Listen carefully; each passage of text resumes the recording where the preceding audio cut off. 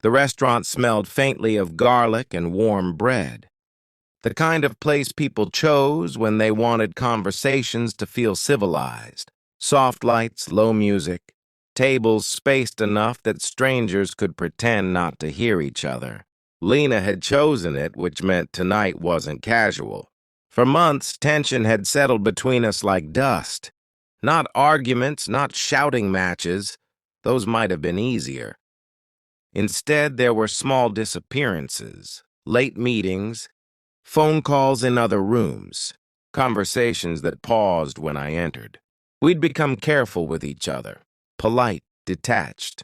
She stirred her drink, watching the ice rotate as if it could answer something for her. I waited. "I'm leaving you," she said without looking at me.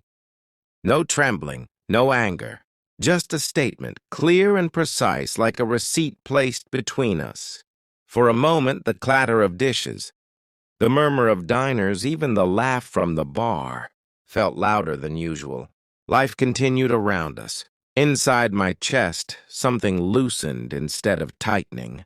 I had expected this conversation eventually, just not here. Not like this. "Okay," I said. Her brow lifted slightly. Maybe she had expected resistance, anger, questions framed like accusations. Instead, I simply took a sip of water. "You're not even surprised?" she asked. "I think we both knew something was wrong," I said. Her lips pressed thin. She nodded almost impatiently. "I can't keep pretending things are fine. You've been distant, emotionally absent. I feel like I'm living next to someone who isn't there." Her words were carefully arranged, practiced. She continued, softening her tone. "I'm not blaming you entirely. People change. We both deserve something better." "Something better," I repeated quietly, a phrase polished and hollow at once. "You've been planning this a while," I said. "A few months," she admitted. I looked around the restaurant. A couple 2 tables away shared a dessert, leaning into each other, smiling, then back at her. "Is there someone else?" I asked. Her eyes shifted barely perceptibly. "It's not like that," she said, but her voice betrayed her. "I've met someone," she confessed, "but that's not the reason. This marriage was already over. Stories always preferred clean endings, and hers had clearly been written in advance." Confidence returned to her posture, an authority she thought she owned over the evening. Then something changed. Her gaze drifted past my shoulder toward the entrance. Color drained from her face. Posture straightened, fingers tightening on the table. "Lena," I said softly.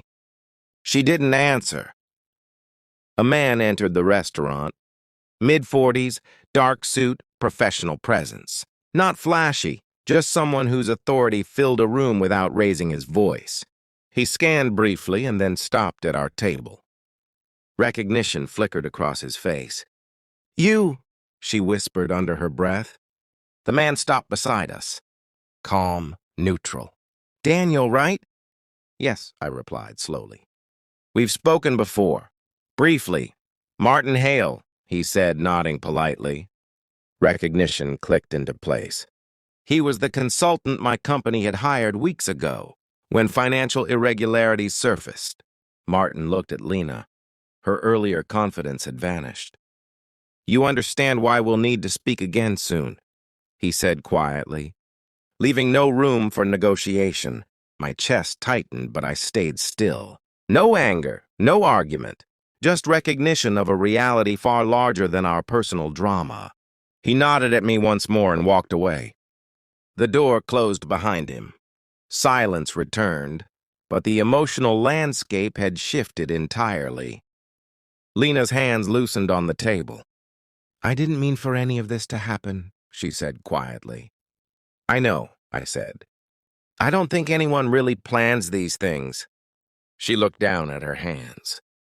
The confidence with which she had delivered her announcement was gone.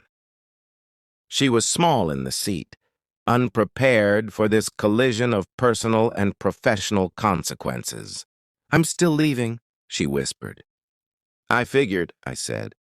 It wasn't victory, not revenge, not punishment, just the quiet acknowledgement that the version of our marriage she had hoped to walk away from no longer existed.